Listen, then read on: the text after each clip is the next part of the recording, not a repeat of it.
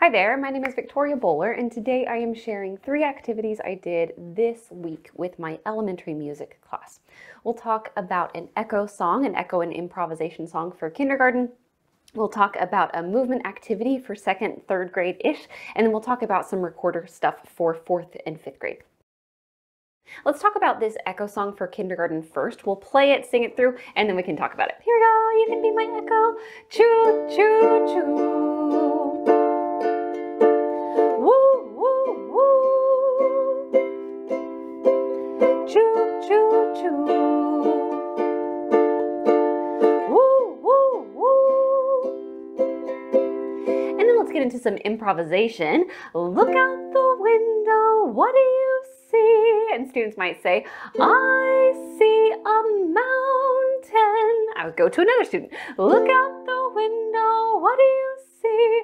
I see a dinosaur. Look out the window, what do you see? That student sees something. Look out the window, what do you see? That student sings their response, and then we go back to choo, choo, choo. Students echo. Woo, woo, woo. Choo, choo, choo. Students echo. Woo, woo, woo. So we're on a train, right? And there are lots of other things that we can sing about besides what you see out the window. So, tickets, please. Where are you going? And someone said yesterday, I am going to Cleveland. To the next student, tickets, please. Where are you going? I am going to the University of Tennessee. Tickets, please. Where are you going? I'm going to outer space. Tickets, please. Where are you going? I'm going to the grocery store, whatever it is. And then back to choo, choo, choo, choo, choo. Okay, so you get the idea. So a couple things here. I normally have, or I often have my students walk into engine number 9 going down Chicago line, etc., etc. And as kind of a B section interlude, we do a couple different vocalizations. Clang, clang, students echo, cling, clang, all aboard, tickets please, stuff like that. Just vocal exploration at the beginning of class. So one of the things that I thought about as I was writing that little set of echo and improvisation activities, choo, choo, choo, is how can we get into our head voice in the same way that I would go woo, woo with engine number 9. Is there a way to take that vocalization, woo, woo, and put it into a song that's a little bit more, metered. It has more of a tonality than just vocal exploration in between this rhyme, engine number 9, which of course we will keep doing, but this is just another thing that we can add in kindergarten music. So that was one thing, helping students get into head voice at the beginning of class with that train whistle, woo, woo, woo, that happens inside the song. Another thing that I was thinking about is this descending passage, or starting up high and then that melody falls down. You'll notice it's the exact same interval set as oh my, choo choo choo, which is another reason. In addition to that, I like the ch ch ch sound, having that vocalization, that really sharp push of the air, choo, choo, choo, is helpful. And then the very last thing, this is really, really getting into like the details of vocal production, but it's one of the things that I like thinking about. The ooh vowel is really helpful for getting into that upper register of our voice. So it's not that we are going to stay in this tone quality the entire lesson, but that is kind of the new element of being in elementary music that students don't have when they're using their shouting or their speaking voices or their whisper voices in other parts of their lives before they get to our classes, right? So those are some of the things that I was thinking about with this song. With the improvisation section, where are you going on the train? I have students, number one, students are very used to this kind of model. I do a lot of vocal improvisation question and answer stuff, especially at the beginning of the class. So students are already used to that kind of structure where I ask a question and then people just answer in their singing voice. So in this class, it was the first time that my students had heard this song, and I jumped straight into individual solos that students volunteered for by putting their hand up. If this were my very first experience with improvisation in a setting like this, with vocal improvisation as a solo, I would probably opt not to do it as individual student solos. Instead, I would have everybody in the class answer at the exact same time. So it'd be kind of like a group response. The very last thing about this Choo Choo Choo song is in that improvisation section, in that B section, I was doing look out the window, what do you see? And students share what they see. I have done tickets please, where are you going? I did how many miles do you have to go? So how far is the distance that you're traveling today? And stuff like that. But you can really do absolutely anything with this little improvisation section. You can be the person with the dining cart and you can ask people for their order. You could be talking to people about other people that they see on the train. You could be talking about what they'll do when they get there. You can talk about who will be waiting for them on the platform, all of this stuff. So that is our echo and improvisation song, Choo Choo Choo.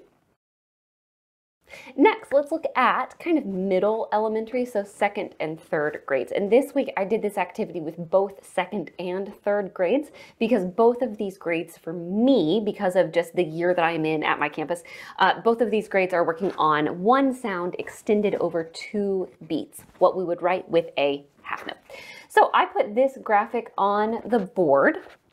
And in my teaching, I have students put one finger on their head for something that they notice and then another hand for something that they wonder. And then if they notice 2 things, right, then they would have 2 fingers right here and then 1 finger over here. If they have like 5 things that they wonder, they would have 5 fingers on this side of their head.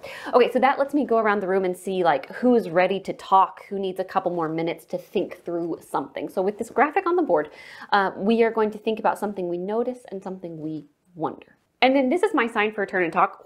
The students just turn to a partner and talk about what they notice, what they wonder. We can share out kind of quickly about what we have going on here. And students pull that there are short sounds or short graphics and kind of these medium ones. You see these pink dots at the bottom? Those are kind of medium, and then this long sound. This is an activity that I shared on a recent episode of Teaching Music Tomorrow, which is a podcast that I do with my friend Ann Molesky.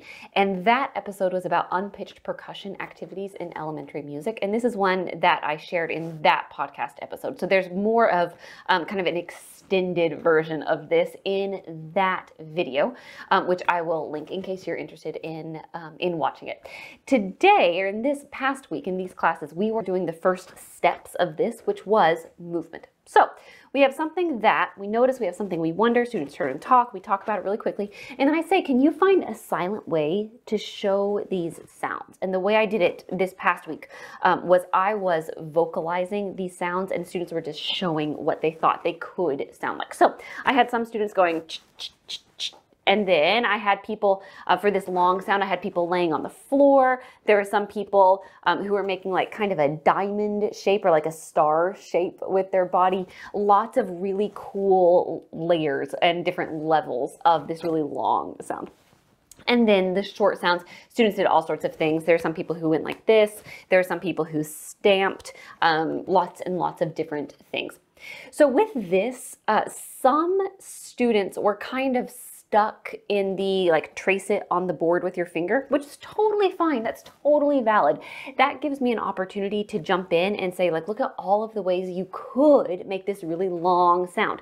Maybe you decide that you're going to spin in a circle and make a long shape that's kind of like spiraling down. Or maybe with one class I did say, like, maybe you decide to lay on the ground, and guess what everybody did? They all laid on the ground after that, right?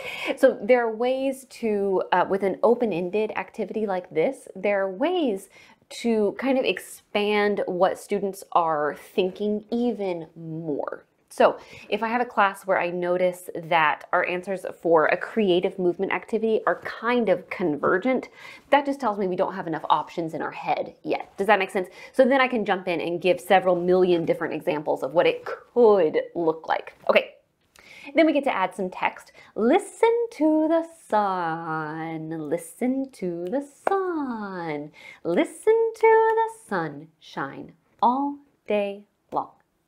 Our next step here was I told students that they could either stay right where they were, or if they want, they can move around in open space while they are showing these short and long and medium sounds.